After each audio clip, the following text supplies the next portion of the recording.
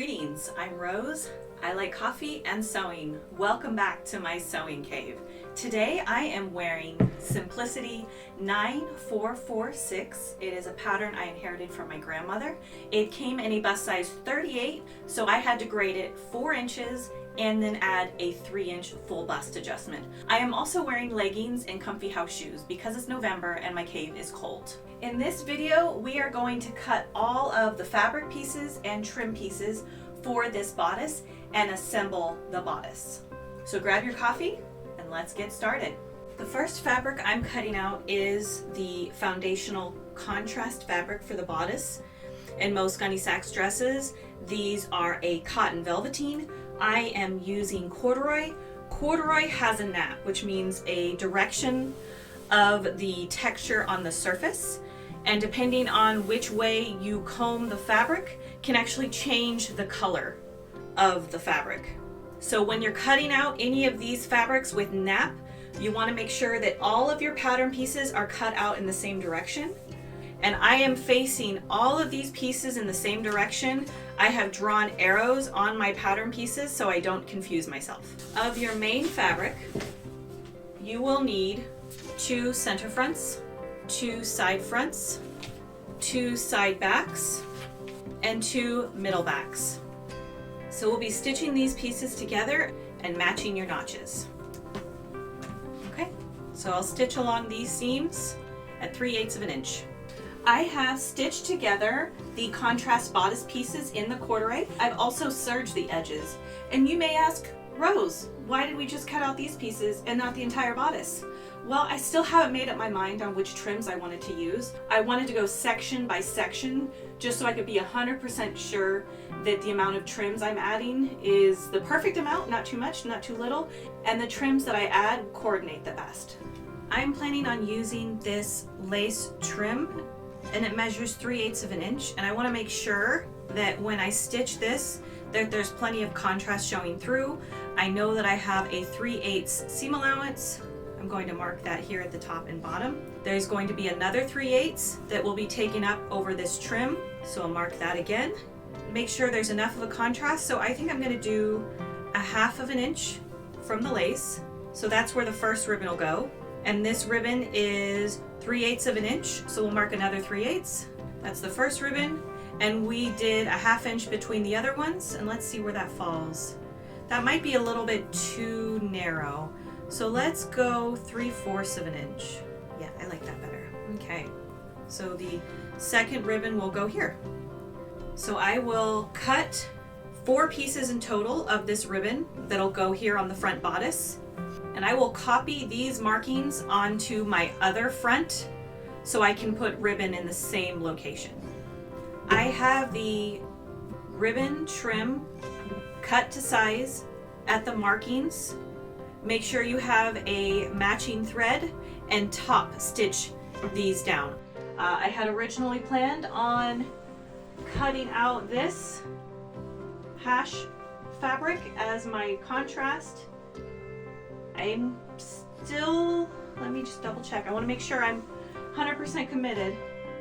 Yes, definitely. Next up, we will cut the facings and the waistband and the tie. So this corduroy is a lot denser than our quilting cotton, and it's going to be supporting a lot of weight. So I recommend interfacing your facing pieces. We have the front facing, which I have interfaced, and there are 2 of those. We have the back placket, which is also interfaced. We have 2 of those. And then I also have 1 waistband, which is just a 3-inch strip, the length of the fabric, which is about 42 inches. I have interfaced the back. This will be enough for the front waistband and the back waistband. I have also cut out 2 additional strips of 3 inches, the full length of the fabric, to use as waist ties. This privacy placket that'll go underneath the lacing in the front, and this is 2 inches by 8 inches. And we have our straps, and they are 2 inches the length of the fabric twice, or use the pattern piece. Now I have cut them the full length because I'm going to double up my straps because I like that additional thickness, but it's up to you.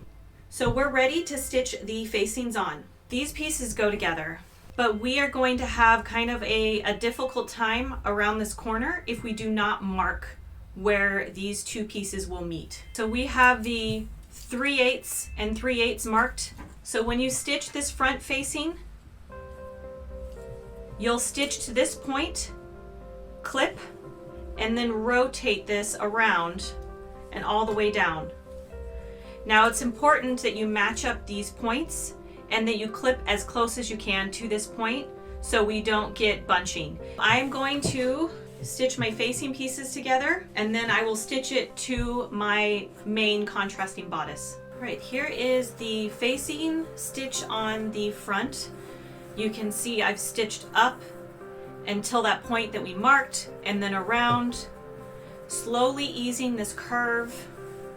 Now this is a little bit of a sharp angle, but if you go slow, you'll have no problem matching those seams and then all the way out. And here's what it looks like pressed.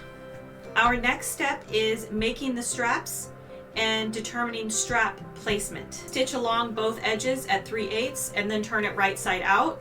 So our straps are sewn and they will be hidden in this seam allowance, either the seam allowance to the facing or the seam allowance to the lining. The strap location isn't marked on the pattern, and I think that's a good thing because this forces you to try it on. I recommend trying it on top of a bra that you'll wear with this, and then you can pin the strap, and then you'll know when you wear the dress it'll cover your bra strap. So I've attached the straps to the front.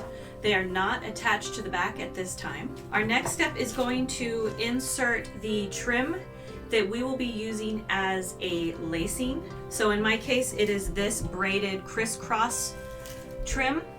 The Gunne Sax and Prairie dresses, they sometimes use crocheted lace, but I used this trim in my previous version and it's worked really well. This trim will be inserted on the 3/8 line. So we need to cut 2, and I make sure I have like 1 inch on the bottom and 1 inch on the top. So I'm going to pin this trim in place along the 3/8. So I want to make sure that this ribbon is inside this 3/8 mark.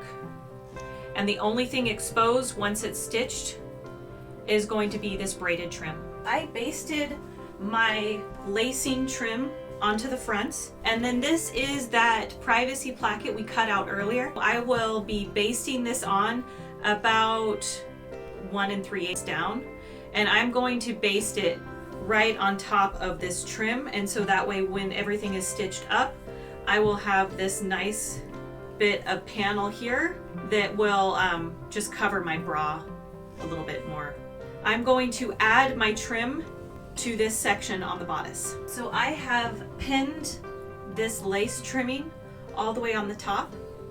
Now you can top stitch to hold it in place or hand stitch. So I will stitch these down and be back in a bit. I ended up stitching this on by my machine. I just went really slow. It didn't quite catch on all of the trim all the way around, but it'll stay on. I'm not worried about it coming off. And if somebody notices that it's not stitched on, they are way too close. Next, we actually need to sew on the facing and or the lining piece, whichever you decide to use. We have to do this next because we want all of these seams enclosed before we attach the waistband. I have finally made the decision. I am going to use facings, but because I am running short on this mustard Hashmark fabric, I'm going to make facings out of my lining fabric. Okay, so I cut out 2 front facing pieces and 2 of the back facings. So I will attach them at the side seam and press them, and then we will edge finish this bottom section. Now is the time for us to attach the sleeve to the back. So this is a test for length and location. So you might not need this full length. So you'll baste it here. So I have pinned the facing in place, and I'm going to stitch along this top 3/8. And when you get to where your strap is, I recommend back stitching within those 3/8 seam allowance just to reinforce it, and you would want to reinforce it on both ends. We have stitched the facings on the bodice pieces, and what you want to do now is, I love this, just turning this inside out. I haven't even pressed it or anything. See how beautiful that front's gonna look? So I tried to kind of press the lining in, and it wasn't staying very well, so I did end up going and under stitching the top of the facing. And then you can stitch in the ditch, and that would hold down the facing. But with this curved edge, I didn't want to make too many mistakes. So what I ended up doing was just finding points where there's seams and just tacking it a little bit, and that will be enough to stop the facing from rolling on the outside. So we need to attach the waistband next. For our waistband, we cut this 3-inch strip that I interfaced on the back. On a lot of Gunne Sax dresses, the design or the trim stops at this side seam. On the mock-up, I actually have the ribbon going all the way around. I think in this one, I am going to stop the decorations at the side seam. And then the side seam is also where the tie is attached. So even though we have this full bodice mocked up, we cannot just attach the waistband because we need to have the side seam for the trim to end and then also for the ties. So what I'm going to do is match this up to where these seams are just barely touching. So we're going to measure from side seam to side seam. So I am measuring from the seam allowance here. All right, so we are at 20 inches. So that is how big the waistband needs to be in the front, and that includes the seam allowances. So this is going to be our front waistband. So I am going to put more trim on the bottom of this waistband, but remember we have a 3/8 seam allowance, and I'm marking at a 1/2 inch of 4/8. Also am going to add ribbon to the bottom of here, so let's mark the 4/8 on the bottom just like I did at the top. And if you saw my Rating Grandma stash, you saw this trim. So I'm going to put that. It's a lot. I'm okay with that. Can't have too much trim. So I think I'm going to stitch this middle trim on first. So let's find the halfway mark. 1 1/2. And that's going to be where the center of our trim is. This trim has this these leaf motif that looks about the approximate center. So that's what I'm using to line up with that halfway mark. And I will have to change the thread on my machine again to top stitch on this trim. I've changed my thread like 4 times because of all the different colors on here. So I will be changing it to black so I can top stitch this down. In a perfect world, I would be hand stitching this in place. I prefer the look of trims being hand stitched just because I have a little bit more control over where the trim will lie, but my wrists are acting up. So I'm going to use my sewing machine. I am going to stitch the lace down, and then I'm going to stitch the ribbon down. Top stitched all 3 of the trims. We will be attaching the back waistband to this seam and also the back ties. The last one I made with 20-inch ties, and they're a little bit too short for my liking. My ties are 33 inches long. So I'm going to stitch up the ties, place the tie in the center, attach the tie here, and then the back waistband will go on top of here. And then we'll have a complete waistband. So we need to find the center of the front waistband, and I'll mark it with a pen.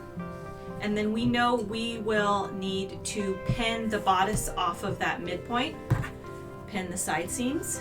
Okay, all right, so we've got that lacing right there. And we need to flip this over, match the side seams on this, but this is looking beautiful.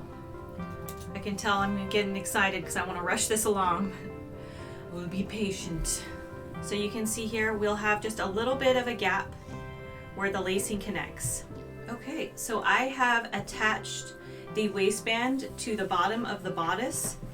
I have edge finished this seam, and then I've edge finished the sides.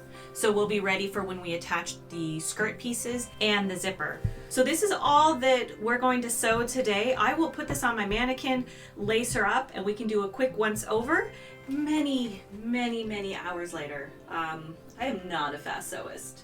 So we have cut out all of the bodice pieces today. We pieced them together, we added our trim, and we added our waistband, and we added our lacing. Look in the back, we've got our waist tie, but we do not have our zipper installed yet. And the next time we see each other, we will go over the dimensions for the skirt, if you want a midi length or a maxi length. And if I can figure it out, we'll figure out how to use the ruffle foot, the ruffler foot, gathering foot. I'll put it here. There's a foot I have for my serger that's supposed to gather and sew. So I'm hoping the skirt will move along a little bit faster than in my mock-up, because I did that by hand. But I'm really excited about the way it's turning out. I love the colors. I love the over-the-top trim. I say use all the trims. I'm just really excited. I love the color. Thank you so much for joining me. I know it's a little out of order, but I wanted to make sure that you could make this the way that you envision it. I wanted you to have every opportunity to use different fabrics, to use different trims, lining versus facing. So if you've got any questions or clarification, or want to know more about my grandma's stash, feel free to put some comments in below. Thanks again for joining me. I obviously need more coffee, and we'll see each other soon. Bye.